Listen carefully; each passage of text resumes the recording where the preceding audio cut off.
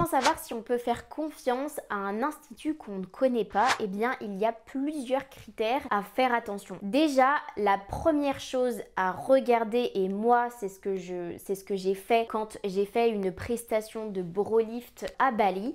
J'ai regardé sur Google les entreprises qui y figuraient. Si l'entreprise pour laquelle j'étais intéressée n'apparaissait pas sur Google, eh bien je n'y allais pas. Pourquoi? Parce que sur Google, c'est hyper important d'avoir une vue d'ensemble sur tous les instituts de beauté qui sont présents. Je donne un exemple sur Bali, et comme ça on va pouvoir comparer tous les instituts qui sont présents. On va pouvoir comparer les notes, on va pouvoir comparer les avis, on va pouvoir comparer également les photos, les sites internet et le professionnalisme de l'institut de beauté. De cette façon, vous allez pouvoir avoir une vue d'ensemble sur toutes les prestations qui sont proposées, et vous allez pouvoir faire votre choix par rapport à ça. L'avantage sur Google, c'est que les avis sont vérifiés, c'est-à-dire que ce sont de vrais avis. On ne peut pas mettre de faux avis sur Google, et comme ça, vous allez pouvoir regarder ce que pensent les gens. Donc, par exemple, si vous êtes une étrangère, vous allez pouvoir regarder tous les étrangers qui y sont allés et vous aurez un avis plus ou moins objectif du travail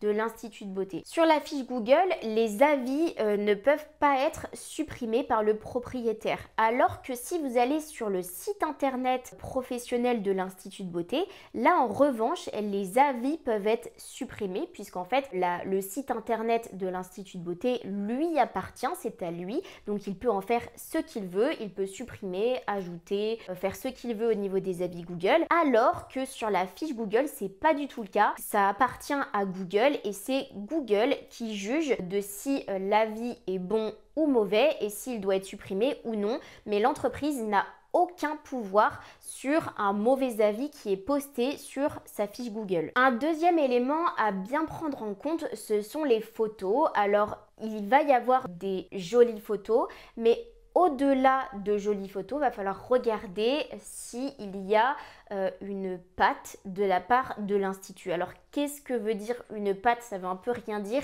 Eh bien, si en fait, vous devez sentir que toutes les photos se ressemblent, sont assez semblables, donc c'est-à-dire que la lumière va être similaire, le fond va être aussi similaire, le type de prise de photo va également être un petit peu similaire, et c'est comme ça que vous allez voir que ce sont des vraies photos et pas des fausses photos. Donc après, il y a des photos qui sont extrêmement connues, et là, du coup, c'est assez facile de voir que ce sont des fausses photos, mais parfois ce sont des photos qui sont un petit peu plus recherchées, et ça devient un petit peu plus difficile de voir si ce sont de vraies photos ou de fausses photos. Donc regardez bien tous ces éléments là pour pouvoir comparer sur tout le feed et sur toutes les photos que propose l'Institut de beauté.